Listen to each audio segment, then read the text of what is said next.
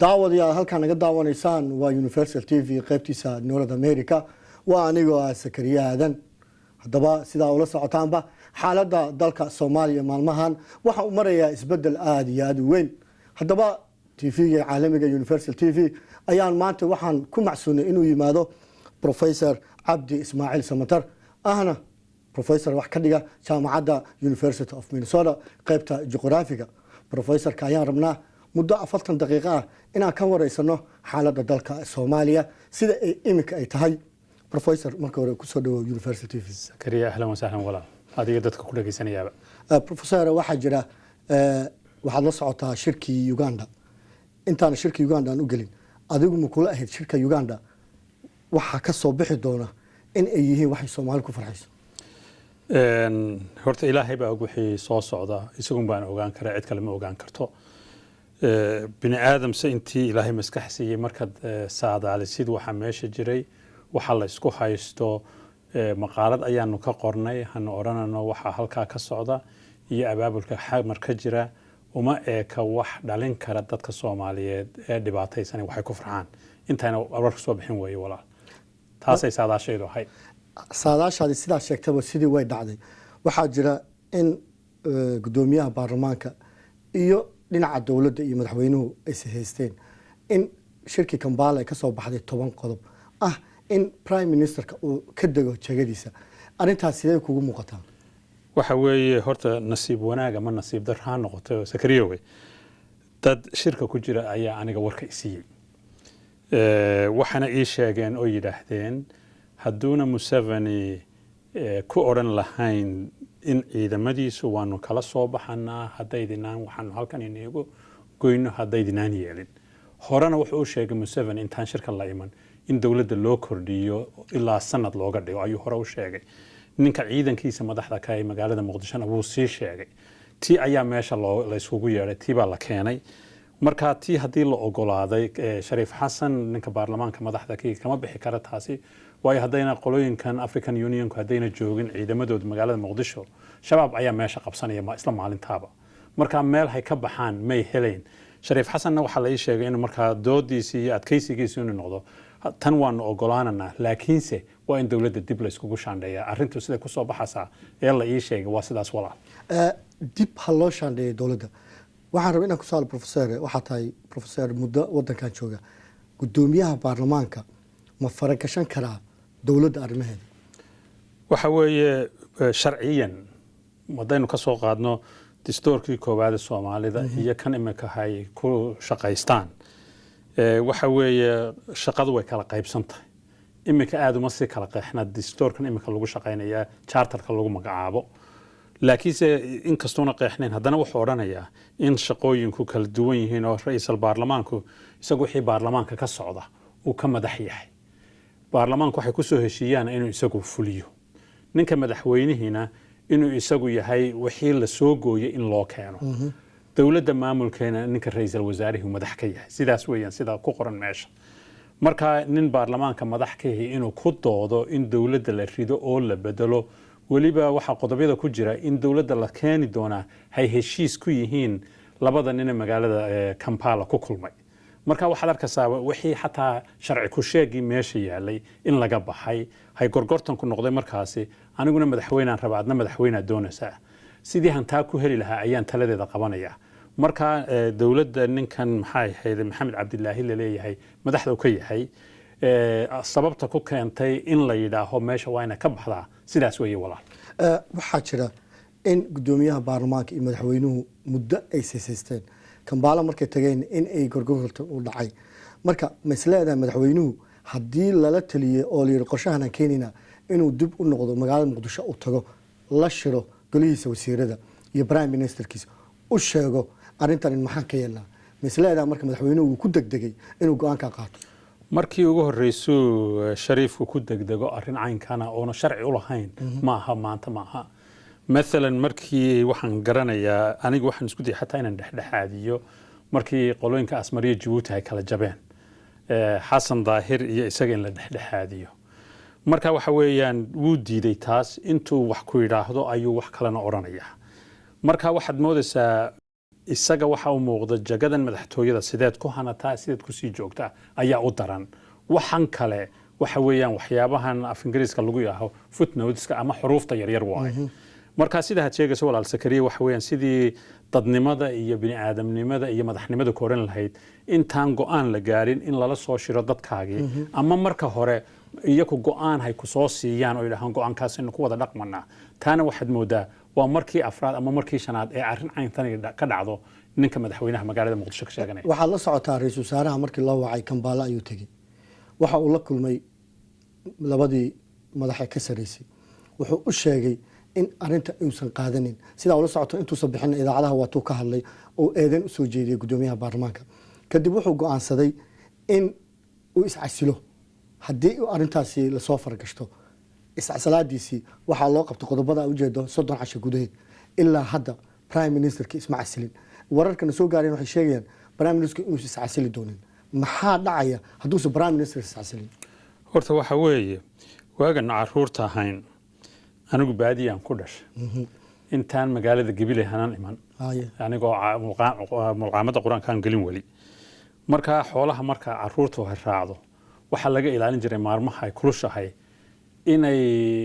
indhasarcaad ku noqoto waxaan dhalan habaabista loo oran jiray ama indhasarcaadka waxaad moodaa ciid kaashaysa meel kuleelkii markuu kululaado inay biyo yaalaan biyihii baad gaadhi soo dhanaysaa waad ku daba go'aysaa marka caruurta waa laga ilaalin jiray marka waxaad moodaa waxyaabahan haynu ku jirna haddaynu Soomaalinahay gaar ahaan magaalada Muqdisho ku jirta Soomaalidu way kala baxaysaa baad moodaa inay tahay dhalan habaabistii oo run la mooday marka waxa weeye haddii la yidhi waan iscasilaya haddii arrintaasi ay yeeli waayo waa inuu qowlkiisa cid kale isagoon aaminin qowlkiisa raaca laakiinse waxa weeye anu waxaan qaba waxa weeye waraaqda weyna hortaala lagu soo qoray shuruucdan waxa odhanaysaa waa in ra'iisul wasaare cusub la qabtaa macnaheedu uma eeka inay tahay kii hore waa laga takhalusaya waa ra'iisul wasaarenimada ayaa cusub qofkuna mid ahaan ma cusbaan karo isaga ayaa ra'iisul wasaare cusub loo magacaabi karaa dib baa isaga loo magacaabi karaa marka waa ra'iisul wasaare cusub kii hore ma aha shakhsigu waa kii hore laakiinse jagadu waa qof kale marka waxa weeye haddii heshiiskuba uu yahay in doorashiyo wax la galo in la dhammaystiro waxaan la leeyahay kala wareega kala guurka ama transitionka waxa weeye ninka ra'iisul wasaarihii hadduu dadku siday muujinayaan uu qowlkiisa raacsan yahay oo aaminsan yahay waa inuu ka dhabeeyaa wixii uu yidhi waan ka tegayaa haddii kalese waxa weeyaan isaguna iyaka ayuu la mid noqonayaa labaad waxa weeye walaal Sakariyo meeshan waxa lagu soo heshiiyey wax kale laguma soo heshiin waxa weeyaan sidee baynu u sii hub samaysanaa si jagada midkeena ku soo baxaya ka kale looga takhaluso waay ma aha sidee ummad Soomaaliyeed loogu daneeyaa wax loogu qabtaa ma aha marka waxa weeyaan haddii ninka ra'iisul wasaaraha sheeganaya iyo kooxda la socoto qaarkood hay runtii dad wanaagsan yihiin hadday danta dadku hayaan inay dadka shucuurtooda si edeb leh oo usluub leh oo maamul leh u kiciyaan oo yiraahdaan waxan nama qaban karo kuwa baarlamaanku hadday ogolaadaan waxan waraaqda lagu soo qoray inay yiraahdaan waxan wixii sharciga ma aha wixii ummadna lagu wadi lahaa maaha wixii islaamnimada oran lahayd maaha wixii Soomaalinimada oran lahayd maaha jidka inay raacaan ayaa labada roon laakiinse hadduu yiraahdo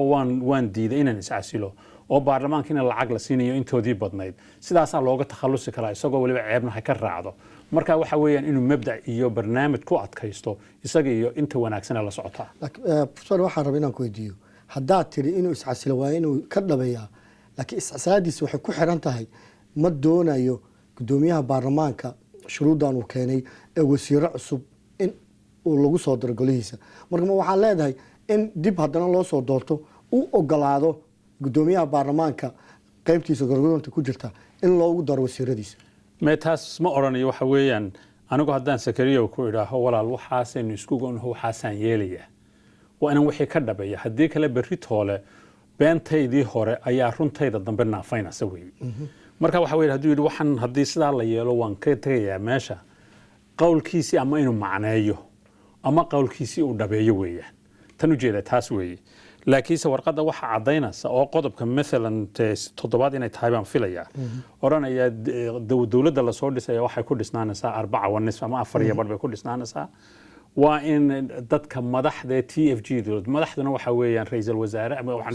madaxweynaha iyo ninka baarlamaanka sheeganaya labada qof ayaa u murtiya inay ku heshiis yihiin halkii hay ahayd sharcigu wuxuu oranayaa in wasiirada ra'iisul wasaaruhu soo qabto ra'iisul wasaarahana madaxweynuhu soo qabto dabeedna kalsoonidii looga doono baarlamaanka tii waa la barbar maraya marka waxa qorshuhu waxa weeye si dad loogu keeno Shariif Xasan uu wato in loo soo geliyo xirada oo dabadeedna halka dawladda ay isbedel noqoto marka hadday taasi noqonayso ta lagu khasbayo marka waxa hortayaala ninka farmaajo la leeyahay Maxamed Cabdilaahi inuu kala doorto in sidii kuwii hore doqonnimo lagu eriyo iyo inuu mabda ku dhinto oo dadkana ku yiraaho tani sharcigana ma aha jidkii sharciga lama soo marin Soomaaliya tan ka yeelimayno marka dabeedna baarlamaanka iyo dadweynaha la dhex kala weeyay waxa tiri Soomaaliya danka yeelimayno sida ula socoto markuu prime ministerku magaalada Muqdisho tagay banaanbax aan horey ka dhici jirin magaalada Muqdisho ayaa ka dhacay dadkii waa soo baxay iyagoo dhahaya labada Shariif dooni mayno sida ula socoto waxa kale oo jira inuu dadkii la hadlay oo yiri isdajiya maanta waxa la socotaa wali banaanbixi inuu socdo marka shacabki ciidamadii baa ka qayb qaatay saraakiil kamid ah saraakiisha hogaaminaysa ciidamadii ayaa waxay yiraahdeen anigu waxaan taageersanahay prime ministerkii marka mislaada marka prime ministerka hadii shacabki ay doonayaan inuu is casilin oo shacabka u dhageysto waxa weeye maalintii horta ugu horeysay dadku san soo baxaan ma aha anigoo xamar jooga 2006 markii maxaakiimtu ay qabteen magaalada Muqdisho mudaharaadyo fara badan ayna cidna soo abaabulin oo leeyahay maxaakiimtan taageersanahay ayaa jirta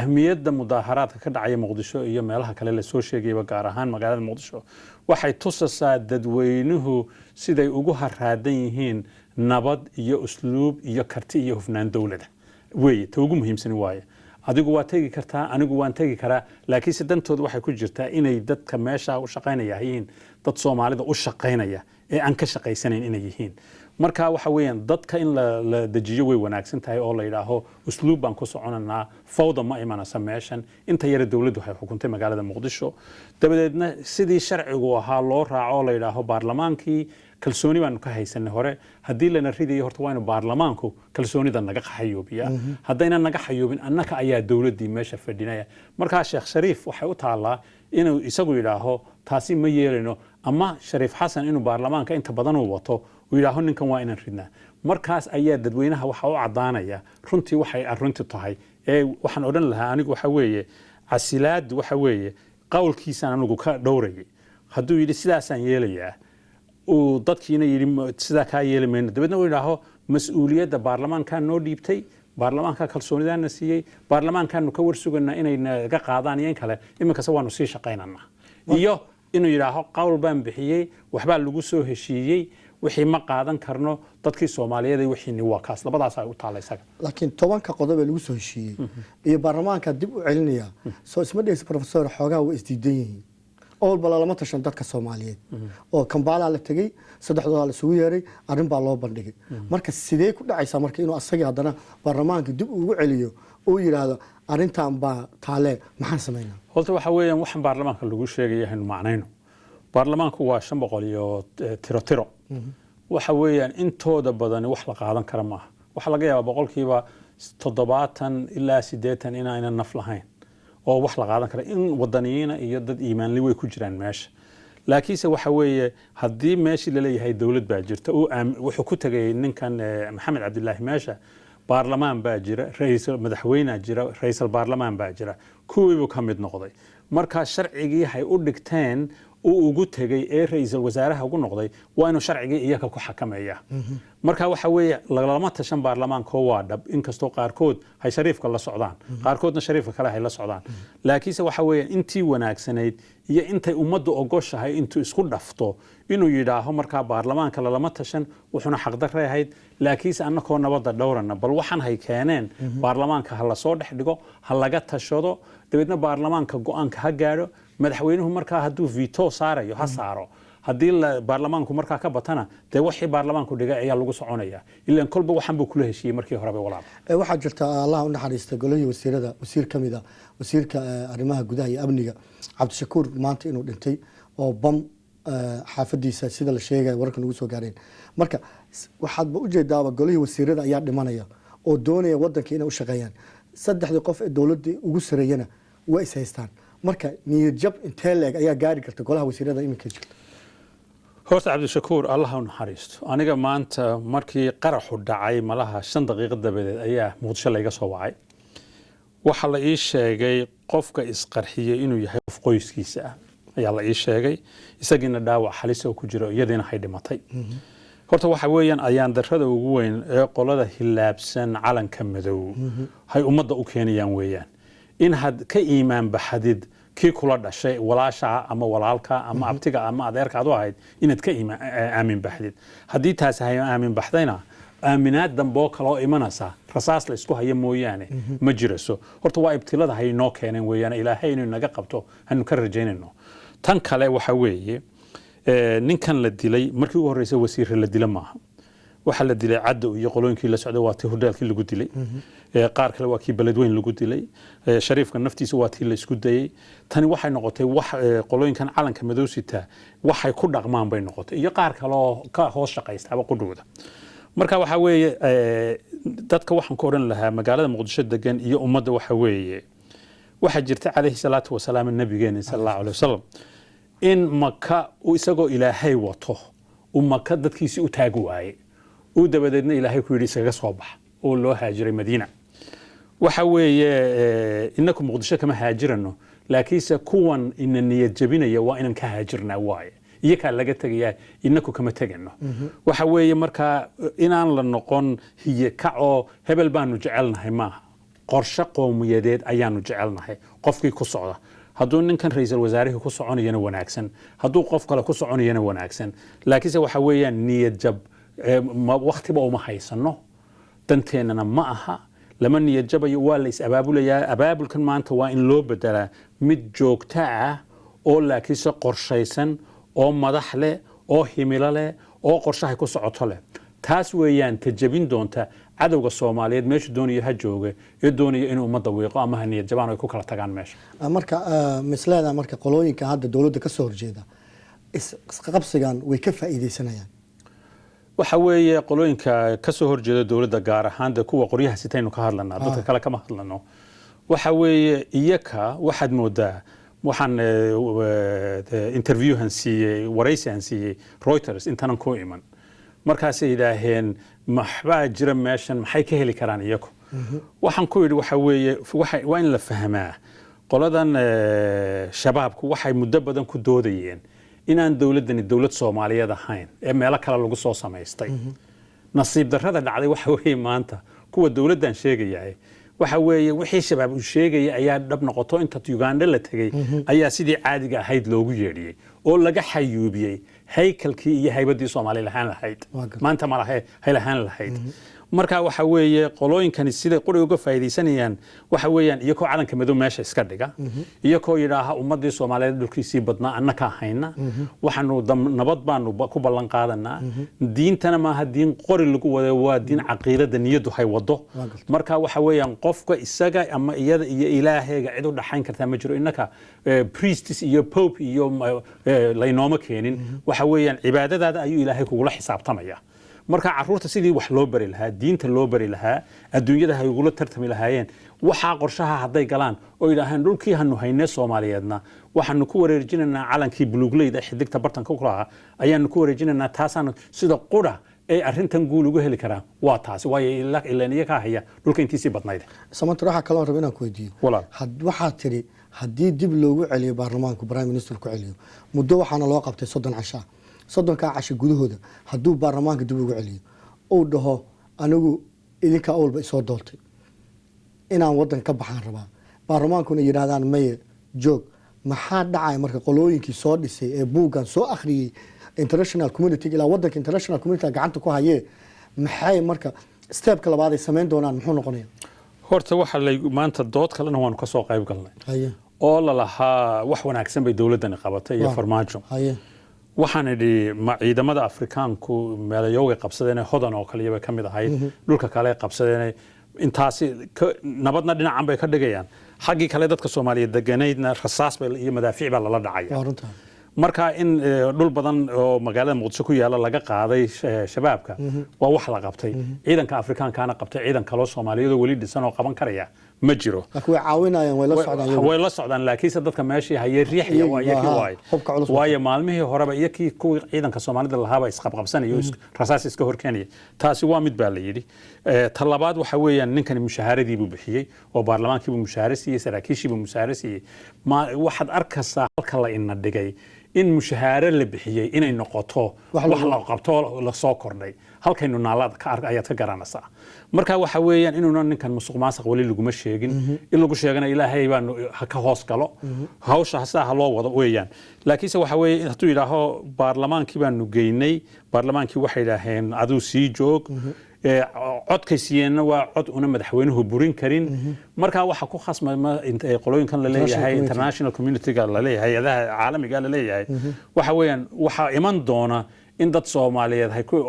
aan libiqsanayn markay runta sheegayaan ayaa iman doona taasina waxay dhiiri gelin doontaa dadkani abaabulkan kacay inuu noqdo mid rasmi ah oo laakiin se mabda' ku socdo in shakhsiyaad ku socon maslada marka ereyga ugu dambeeyaan ka qaato banaanbaxyadan magaalada Muqdisho ka socda waxay matali doonaan kuwii aan ogeyn Masar ka dhacay Tunisia ka dhacay iminka Yemen ka socda maslada marka dadka Soomaaliyeed hadda iminka indhihiiba u furmo way soo jeesteen Soomaalida horena indhuhu way ugu furnaayeen wayna ka xidhnaayeen maantana waxaad moodaysaa waa il biriqsana soo had moodo inay qaybna hurdo qaybna hay soo jeedo marmar bay soo ambabaraysaa markaas ay saa oranaysaa waxa weeye Soomaalida waxa ka yaala way ka duwan yahay waxa dhulkan kala yaala Soomaalida laba heriyo ayaa saaran heriyadii kuwii hay walaalaha ahaayeen ama dawlad sheeganayay ama calanka madow sitay oo aanu naxayn iyo heriye la yiraahdo caalam qaramada midoobay iyo kuwan international community-ga la dhaho labada heriye ayaa kuwa kale inta badan heriye qura oo hay isku dhafan yihiin wadamo reer galbeeda iyo kuwii meesha maamulaya ayay ahaayeen marka teen waxa weeyaan meel nabad badan taalana ma jirto oo ciidan Soomaaliyeed oo nabad haya ma jiro gobolada waqooyi iyo gobolada bari mooyaane marka waxa weeyaan tani unug waxay u noqon kartaa in mabda' cusub bilaabmo oo ka sheekeynaya islaamnimo iyo Soomaalinimo ka sheekeynaya oo xalaal ka sheekeynaya oo qori aan ka sheekeynayn taas aan waxaan hubaa maalinta sida loo dhaqaaqo xamar baad sheegaysaa sidii maxkamaduhu ay xoreeyeen gobolada intooda badan in la heli doono walaal laakiin ciidamadii AMISOM baa meesha jooga oo hub aad u culus wata marka hadii ciidamadu ay ka soo horjeestaan shacabka ka war kuma dhici karaan waxa weeyaan waxaad qataa qadaafi ciidamadiisii baa hub badan bay siteen Ben Ali Tunisia ka yimid ciidamadii bay siteen 60,000 ama 7,000 jooga meesha xamar hadii inta meeshooda loo baneeyo inta kale sidii caadiga ahayd dadka Soomaaliyeed u maamushaan way ka takhalusi karaan mana joogi karaan haday dadku intay soo jeestaan yiraahaan maya laakiin se halistu waxa weeye ragga calanka madow sita ee wali diidan Soomaalinimada ee wali diidan calankii Soomaaliyeed ee wali diidan inuu wadan Soomaaliyeed jiro oo xad leh oo dad gaar ah u leeyahay ileen muslim waada la wada leeyahay وجعلناكم شعوبا وقبائل لتعارفوا وجعلناكم شعوبا شعبك يقوى صومالي ودن قاري لين هدان ما انت إله صومالي بانا هو مسلم بانا هو سعودي كان تجيا في سكن بالا يورانيا يا باسبور كان لكن سمركم وضع كي تقعدي ورا ما كرتها مجرتوا ويان marka waxa weeyaan dadka Soomaaliyeed haday sida isugu dhafmaan waxan qabaa inayna AU iyo qaar kale iyo iigaadka la soo magacaabay la oranayo ininku maamula dawladdan midkoodna inuuna hakin karin rayidka marka hadii ay saay dhacdo baarlamaanka ay doortaan ra'iisul wasaare Farmaajo halkii sano ma loogu darayaa mise agostada imika imaanaysa ayay geli doonaan doorasho waa laba arrimood bay noqon karaysaa waxa weeye horta sharcigani waxa uu leeyahay hay ku shaqaystaan lama kordhisan karo ay oran karaan meeshana waxa ku jira xukum degdegna waa lagu jiraa Soomaad garan marka haday baarlamaanku yiraahdaan waan ku kordhinay horta waxa loo kordhinaya waxa weeyaan inaad sii joogtaan rabnaa kordhinta waa halkeega inaad sii joogtaan rabnaa marka dabadeedna in dood laga bilaabo bishan soo socotay June iyo bishan soo socotay July dood umada laga bilaabo oo la yiraaho waqtigii wuu dhamaanayaa calankii inuu soo daga ma rabno maxaan sameeynaa marka waxa weeyaan barnaamijyo kale ayaa la soo dhaxgelin karaa ka oo oran kara waxad ku hadii la kordhinayo shuruucda lagu kordhinayo waa caynkaas dadka mesela iminka dawladda ku jira iyo kuwa baarlamaanka ku jirana haday doortaan inay ku sii jiraan meeshan hay joogan ama dawlad ha ahaato ama baarlamaan ha ahaatee kama qayb gali karaan ta soo socota taas ayaa xakameyn doonta si hadhow waxay qorayaan hayna magacyadooda ugu sii darsan oo xaga kale hayna nagaga soo bixin waxa la oran karaa mesela Zakariya baarlamaankaad ku jirtaa kala dooro inaad baarlamaankan kusii jiraysid sanadka soo socda iyo inaad ka duwa dambe hunguri kaa hayo haddaad kuwa dambe hunguri kaa hayo ka bax imika hadduuna kaa hayna waad kusii jiraysaa sanadkaasi markaa taasi waxay kala saari doontaa kuwani inay shuruucday samayn doonaan ee loo samaynayo doorashada hadday dhacdi karto ee loo samaynayo waddanka sida loo maamulayo inayna waxay doonayaan qoran ee ay qoraan waxa ummadda danteeda lacalla hadduu prime ministerka farmaajo iscasilo dowladda lasoo dhisi doono oo prime minister cusub la doorto dowladdu uu soo dhisi doono ma is leedahay dowlad tayo leh sida dowladdii farmaajo iminka ayay noqon doonaysaa horta tayadu waa laba qaybood walaal sakariyo tayadu waxa weeyaan sakariyo television reporter ah oo farsamadiisa ka adag mise waa inta laga saaray ceelkaasi ee journalismka laga saaray maamul ballaadhan iyo qorshe ummadeed lagu dhiibay waa kala laba weeyaan marka dadka ku jira wasiirada ee farmaajo u shaqeeya dad badan oo sidaad adigu journalistka u tahay farsamadooda gaarka ah ku wanaagsan way leeyihiin ma fara badna laakiin si qaar wanaagsan way jiraan oo heer ka gaadhay way jiraan marka waxa weeye tayadii taasi waa teedii shakhsiga ahayd tii ahayd qarannimo waxa weeyaan in himilo iyo qorshihii lagu dhalin lahaa iyo ficilkeegii oo talantaali oo wada socda in la keeno anigu weli taa ma arag kamana arag qolooyinkan cusub kuwii horena kama arag marka waxa weeye kuwa soo socda ee lagu dhisi doono afar iyo badh ee lagu dhisi doono heshiis shariif xasan iyo sheekh shariif ka dhaxeeya tilmaamteeda waxaad ka qaadan kartaa labadaa qof midkoodna farsamo walaal runta marka la sheego malaha iyadoon cid shakhsiyan loo ceebeyn waayo aragnimo siyaasadeed oo ummad lagu wadaa ma jiro xarfad gaara oo maamul soo martay ma jiro adduunyo si loola dhaqmo oo ay soo mareen ma jirto dadkay soo xulanayaan waxa weeyaan dad hayna iyaga ka riixan karin meesha ee iyaga u adeegaa laga yaabaa markaasi dhaami mayso tan haynu joognaan u malaynaya laakiinse waxa soo socda ilaahay baa og waxaan sida wararka nagu soo gaareen dowladda farmaajo waxaa la yidhi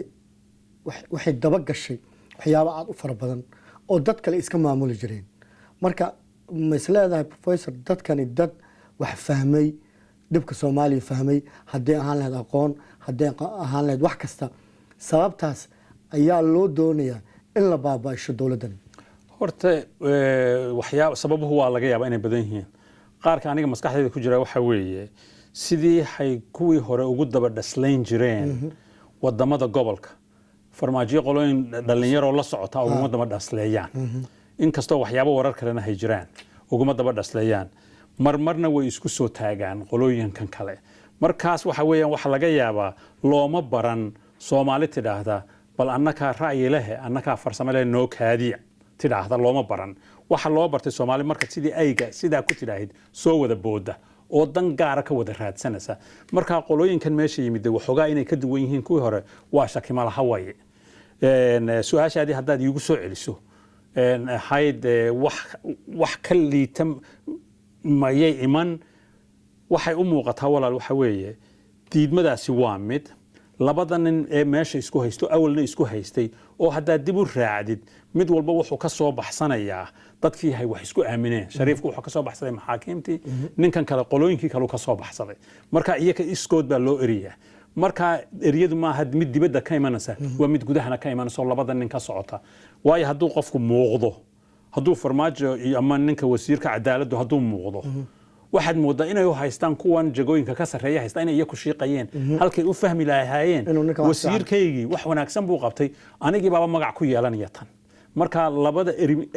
eritaanku wuxuu ka imanayaa laba meelood meel dibadeedna inuu ka socdana waa laga yaabaa gudahana uu ka socdaa walaal marka professor xalka Soomaaliya muxuu noqonayaa marka xalka Soomaaliya buugan waa dhaweyd akhriyay runtii ma dhaweynay 10 sanadood ka jooga India laga qoray buuga waxa la yidhaahaa ra'yiga hindiyaanka the idea of India ayaa la dhahaa meel buu ninkaas waa nin ingiriisku wax ka dhigaa waa nin hindiya wuxuu yidhi isku keenista indiduna ma dhib badna mana dhib yara markaa waan eegay markaa waxaan ku yidhi Soomaalida isku keenisteedu mana dhib badna mana dhib yara anigu waxaan muddo dheer ku dooday waxa weeyaan dadka Soomaalida ee masaakiinta hadday arkaan qof u diirnahaya oo ka warwaraya bari casho ma helayaan cunugii dawo ma helayaa islaantii umusha ku dhiman ku leedasay وقتها كهجاجية مهليان dugsigii caruurtu ma tegi karayaan nidaam caynkaas oo ay ogaan karaan wixii ilaahay ka sokeeyay berri iyo sahan dambe in loo dhisayo qof waxa u diirnaxaya hadda helaan waxa anigu ku kalsoonahay 200% in dadka Soomaalidu line soo gali doonaan waxa la leeyahay waa taa tan mudaharaaduna waxay muujinaysaa waxa weeye hadday bidaan helaan wanaagsan oo ficilkii iyo hadalkii iswaafaqsan yahay oon ka shaqaysaneen in si degdega hay isbedeli doonto maqaalad kale aan qoray iminka muddo 2 sanadood iyo bar laga joogo BBC daan qoray qoladan la yiraahdo Focus on Africa waxaan ku yiri haddii qolooyinkan maxaakiimta iyo isbahaysigan is wataa hadday ku biiraan dawladda baydhabo joogta waanan ku tusi doonaa waa war cad weeyaan ilaahay baa marmarku waafajinaya ma ogtahay waxaan ku yiri kuwii hore halka mareen bay noqon doonaa way ku milmi doonaan hadday se oo yiraahdaan labada iyadoo meeshaanu ka baxno dad Soomaaliyeed hal keena meesha oo cusub oo dunuub gelin iyakana hal ilaashado wax cusub soo bixi laha waxay moodaatiin sheegaya inay dhacday marka sida waxa lagu keenay aniga waxa weeye hadii Soomaali yar oo wax garanaysa oo iimaan leh oo laba arrimood rumaysan islaamnimo iyo Soomaalinimo rumaysan hadday isku yimaadaan ay dadka u muujiyaan waxan inay saa u wadayaan dadku way soo dabageli waxanan ku ballan qaadaya ilaahay ka sokow ina iman doonto qaran Soomaaliyeed oo taa ku dhisan oo sheeqiya wadamada inagu daahane Ethiopia iyo Kenya iyo Uganda ka badiya ina iman kartan qabaano hadda misleeda dhinaca Ethiopia maalmahan waa ka nasano Uganda iyo Tanzania iyo Kenya ayaa hadda Soomaali u soo jeestay waxa weeye horta markii la abuuray gobol cusub oo la dhaho Azania oo ninhan saaxiib ahaan jirnay madax ka noqday Professor Gandhi anu waan qoslo waxaan idhi Gandhi waxaan ka filanayay wax ka weyn tane ma waxa loo noqday in Kenya loo adeego in shabaabka la iska celiyo oo la yiraahdo walaalaha ayaa tiin caruurtayada yaryar ee rasaasta sida ma dilano laakiin ma ogolaan karno fidmadan kale wadaaneed adduunyada kale nagu soo jeedinaysan inta la iska celiyo waa mubaax waaye laakiin kaaba qabiil iyo wax la mid ah noqonaya oo Kenya dabada ka wadato nasiib darro ayay hayd marka waxa weeye Ethiopia lagama nasan farahay maalin kasta kula jirtaa Ethiopia waxa danteedina waxa weeyaan shacab Soomaaliyeed oo degan waxay u wanaagsan tahay shacabka Ethiopiaanka haddaan tilmaamku siiyo Ethiopia maanta lacagtay ku kharash garayso ciidamadeeda iyo waxan security-ga la yiraahdo way ka badan tahay dawladii Mangisto lacagtay ku kharash garan jirtay amuurahaasi bal hadda مثل lacagta rasaas Ethiopia gasha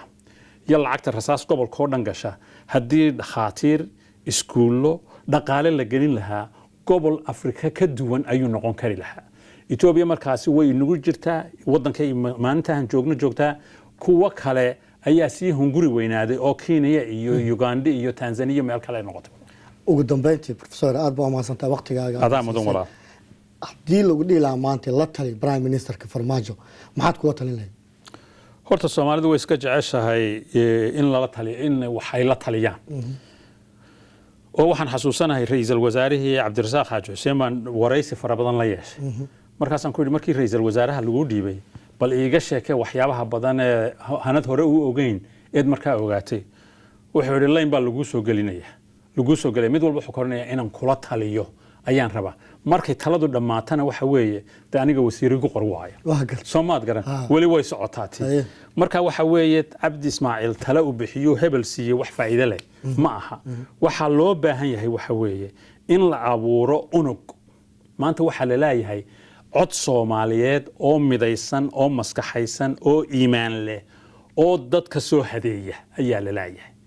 in marka cidii doonaysa inay Soomaali madax ka noqoto ay u taliso inaan shakhsiyaad la eegin ama adiga ama aniga ee unuga la sameeyo unugaasina mid madax bannaan u yahay shuruucdiisana leh kaas ayaa dhalin doona qorshahay dawladdu ku shaqayn lahayd kaasa dhalinaya sidii dadka loo hanuunin lahaa ee loo oran lahaa waxaasina way wanaagsan tahay waxaasina way wanaagsan waliba halkaana waxa ku jira dad aan siyaasiyiin noqonayn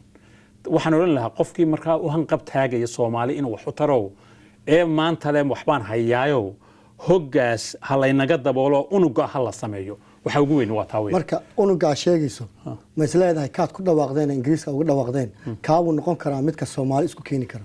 unugan Ingiriiska ka dhawaaqnay walaal waxa la dhahaa waa xisbi weyn kaasi heel qaran baa la yiraahdaa kaasi waa xisbi siyaasadeed weeye aniguna afhayeen baan ku ahay ilaa inta guddigii dhaxahay dooranayaan